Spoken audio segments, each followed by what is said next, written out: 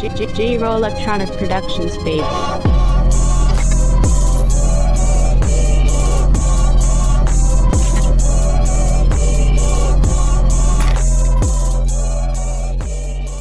Welcome to DEMOCREPUBLIX, where we cover the real news that matters to we the people.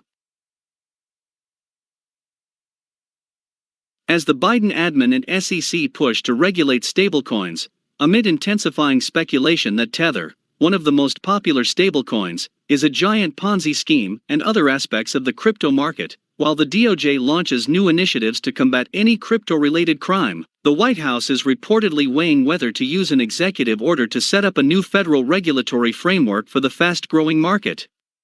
It's also reportedly exploring the possibility of appointing a crypto czar. According to Bloomberg, the draft directive from the White House is part of an effort to craft a sweeping strategy for digital tokens, which have become a growing concern for regulators as they've become wildly popular with average Americans. The Biden administration is weighing an executive order on cryptocurrencies as part of an effort to set up a government-wide approach to the white-hot asset class, according to people familiar with the matter. The proposed directive would charge federal agencies to study and offer recommendations on relevant areas of crypto touching on financial regulation, economic innovation and national security, said the people, who asked not to be named, discussing plans that are still under consideration. The initiative will also aim to coordinate agencies' work on digital currencies throughout the executive branch, the people said. The plan would push departments that have given scant attention to crypto to focus on it. Officials have also considered appointing a White House crypto czar to act as a point person on the issue, one person said.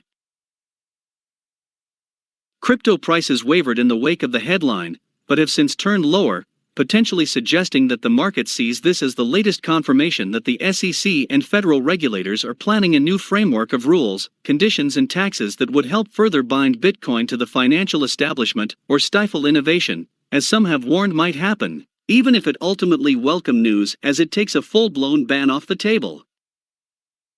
Meanwhile, in recent days, crypto prices have been rallying, partly on the hope of more institutional demand as well as speculation of an imminent Bitcoin futures ETFs. Just the other day, Citadel's Ken Griffin said his firm would get involved in market making for crypto and Bitcoin if it were regulated, though he himself views it as a jihad against the sanctity of the dollar. President Biden has taken an increasingly aggressive tone about crypto in the wake of several high-profile ransomware attacks. A final decision whether or not to release the order hasn't yet been made, but since Biden has already denounced crypto as a potential security threat, and regulators like the SEC's Gary Gensler are asking a more hawkish tone on regulation, it's clear a framework for further regulation is likely coming. According to BBG, if it isn't implemented via executive order, the administration will craft the federal response in other ways. Apparently, the draft order was inspired by behind-the-scenes jostling between agencies over who has jurisdiction over regulating everything about the fast-growing crypto market, from stablecoins to DeFi to good old-fashioned no KYC exchanges. Lobbyists for the nascent industry, meanwhile, are making their case for more limited regs, warning that too stringent of an approach could stifle innovation.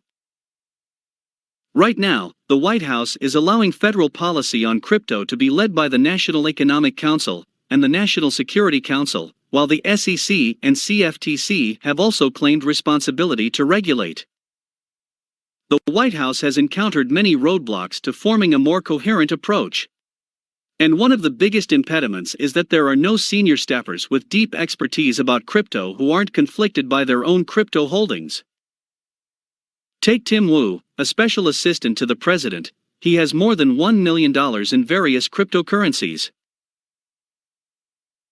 Tim Wu, a special assistant to the president for technology and competition policy, has knowledge in the area, but is recused from working on crypto because of his personal holdings, which included between $1 million and $5 million in Bitcoin, and as much as $250,000 in Filecoin as of when he filed his financial disclosures earlier this year. As amusing as that is, crackdowns in China have shown that the prospect of new regulation and uncertainty surrounding it can be a negative for the price of crypto markets, which have been on a tear lately. And the fact that Bitcoin mostly shrugged off this headline could suggest that the market may have finally moved past its worries about governments trying to undermine or suppress crypto. The timing of the report is also interesting, since just yesterday, Republican Senator Cynthia Lummis disclosed a stake in Bitcoin between $50,000 and $100,000, a report which came after the 45-day reporting deadline for financial transactions for lawmakers. Her office blamed it on a filing error.